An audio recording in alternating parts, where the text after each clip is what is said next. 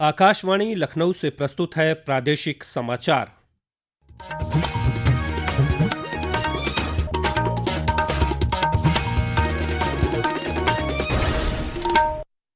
मुख्य समाचार। मुख्यमंत्री योगी आदित्यनाथ ने आज बरेली में 2,264 करोड़ रुपए की 545 विकास परियोजनाओं का किया लोकार्पण और शिलान्यास। मुरादाबाद में अटल आवासीय विद्यालय का किया उद्घाटन। 11 अगस्त से शुरू हो रहे उत्तर प्रदेश विधानमंडल के मॉनसून सत्र से पहले विधायकों को मिलेगा एआई प्रशिक्षण, आईआईटी के प्रोफेसर देंगे ट्रेनिंग।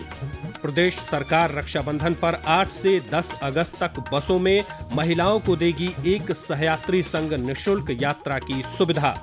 और राज्य में बारिश और बांधों से पानी छोड़े जाने के कारण 24 जिले बाढ़ से प्रभावित। मुख्यमंत्री के निर्देश पर प्रदेश सरकार के मंत्री प्रभावित इलाकों का कर रहे हैं दौरा।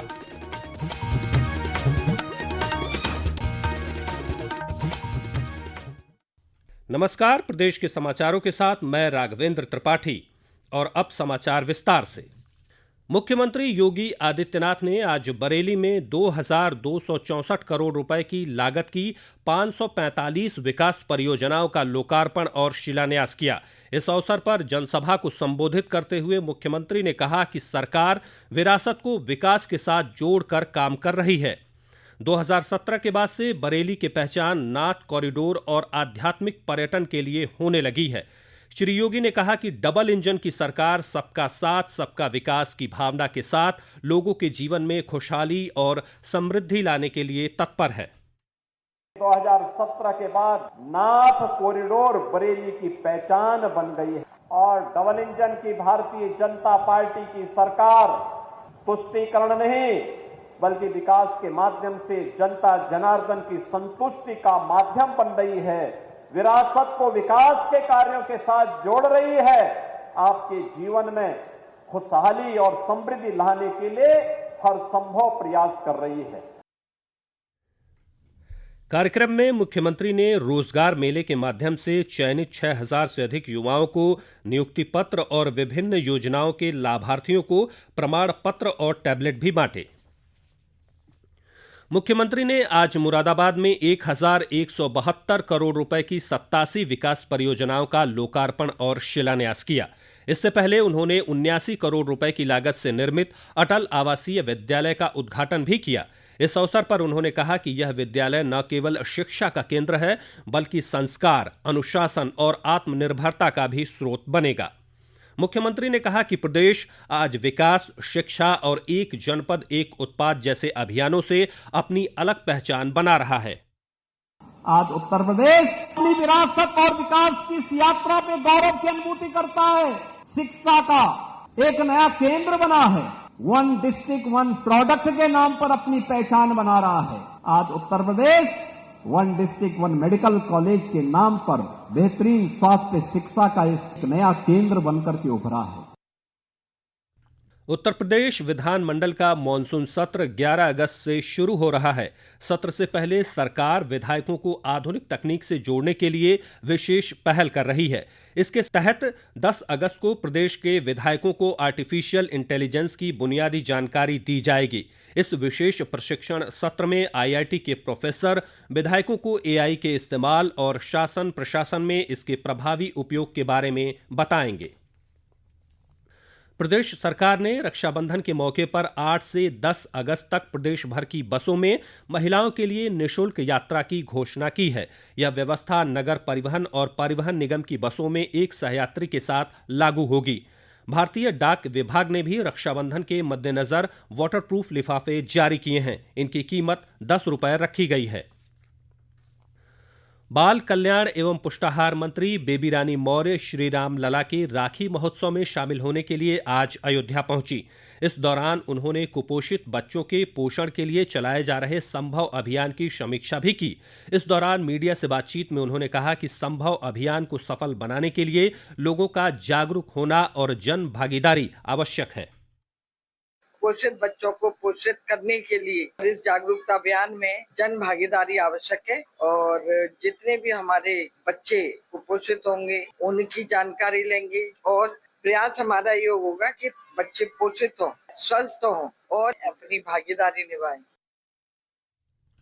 उत्तर प्रदेश के 1,28,00,000 से अधिक लोग अब तक अटल पेंशन योजना से लाभान्वित हो चुके हैं।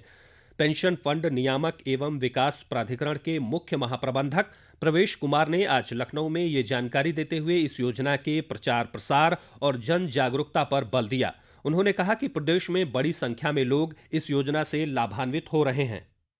अगर यूपी की बात करें तो यूपी एक बड़ा प्रदेश है और यहाँ से इस स्कीम को काफ़ी अच्छा सपोर्ट मिला है और अभी तक जो ग्रॉस नंबर की बात करें तो 1,28,00,000 से ज़्यादा लोग इसमें जुड़ चुके हैं। लास्ट ईयर यूपी में करीब 19 लाख नए लोग जुड़े थे और इस साल पहले 4 महीने में करीब 6,50,000 लोग इसमें ऑलरेडी जुड़ चुके हैं। और यूपी में SLBC, उत्तर प्रदेश और जितने भी LDMs और बैंक्स हैं उनका काफ़ी अच्छा सहयोग मिलता है और अचीवमेंट्स हमेशा ज़्यादातर बैंक्स और LDMs का 100% से ज़्यादा रहता है। यह समाचार आप आकाशवाणी लखनऊ से सुन रहे हैं। ताज़ा समाचार जानने के लिए आप हमारी वेबसाइट newsonair.gov.in पर लॉगिन कर सकते हैं। इसके साथ ही आप प्रादेशिक समाचारों का यह बुलेटिन हमारे YouTube channel news on AIR Lucknow पर भी सुन सकते हैं। प्रदेश में 15 अगस्त तक हर घर तिरंगा अभियान चलाया जा रहा है।